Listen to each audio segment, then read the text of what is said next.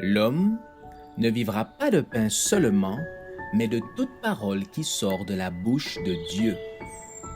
Voici votre moment de méditation quotidienne.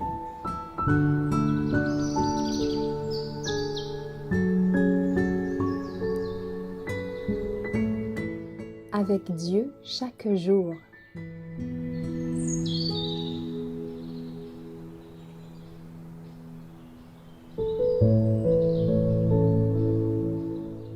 Préparation pour recevoir le Saint-Esprit, le 23 février. Repentez-vous donc et convertissez-vous pour que vos péchés soient effacés, afin que des temps de rafraîchissement viennent de la part du Seigneur. Acte 3, versets 19 et 20. Au lieu de laisser agir le Saint-Esprit en eux, certains chrétiens, même parmi ceux qui sont engagés dans l'œuvre solennelle de Dieu, s'opposent à son influence sanctifiante et vivifiante.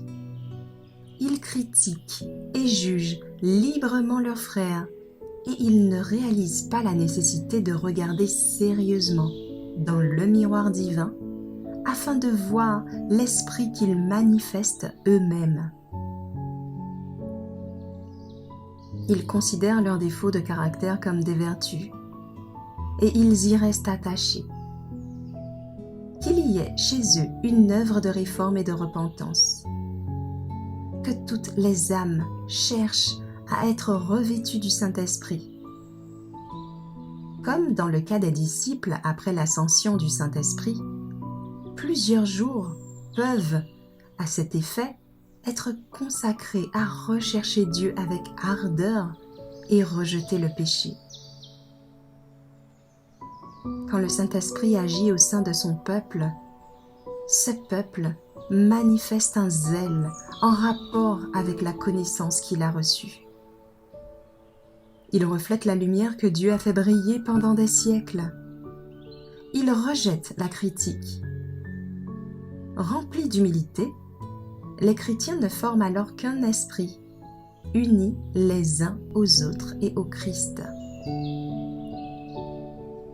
Quand un homme est rempli du Saint-Esprit, il représente d'autant mieux le Christ qu'il a été d'autant plus profondément éprouvé et affligé.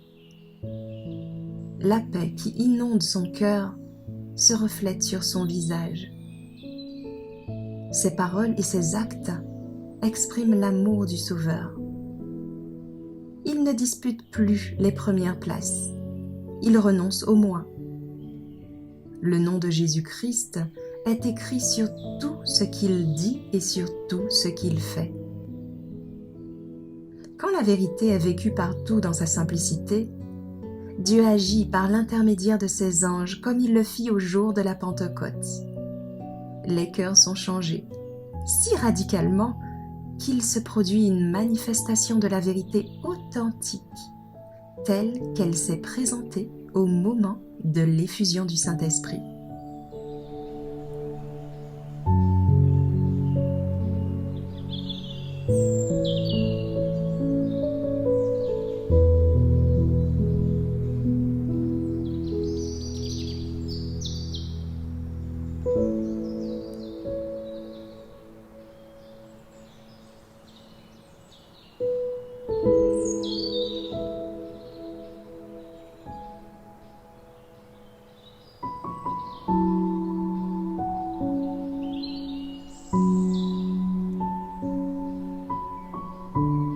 Merci d'avoir écouté cette présentation. Assurez-vous de nous rejoindre demain pour votre moment de méditation quotidienne avec lereste.org.